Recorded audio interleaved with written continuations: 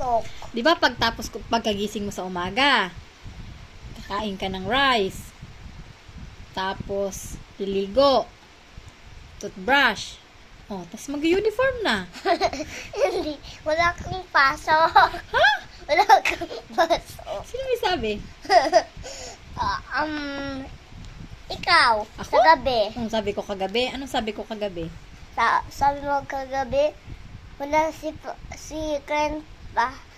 Sabi mo, pag started mo mabuksan yung picture, na sabi mo, walang pasok si Clint, ganyan. Tapos, bakit daw? Tapos now, sabi mo na, may akong pasok. Mag-uniform ka na nga. May pasok ka nga. Hindi, wala. Wala ka bang pasok? Oo. Oo? Wala akong pasok kasi rest day ko na ngayon. Rest day mo na? Opo. Rest day, may pasok ka. Kaya pagkatapos mo nga kumain, no? Tapos ka na mag-eat ng rice. Anong ulam mo? Egg. Tapos, babat na. Hindi. Wala akong pasok. Sabi mo sa gabi. Sabi ko kagabi, Oo. wala kang pasok. Oo. Opo. Opo. Di ba opo lagi? Opo.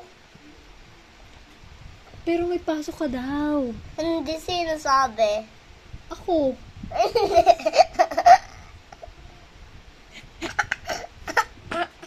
Halika dito. Ano gagawin mo? Anong gagawin mo? Wala akong pasok. Sarado ko to. May pasok ka nga. Wala. Meron nga. Wala. Maligo ka na. Hindi. Tapos toothbrush na. Hindi. Halika na. Hindi. Maligo na tapos toothbrush. Hindi.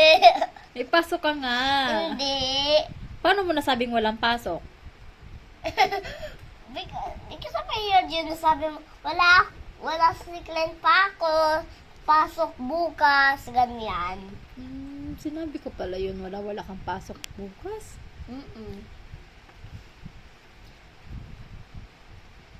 Pero sabi ko ngayon, may pasok ka na. Hindi, wala.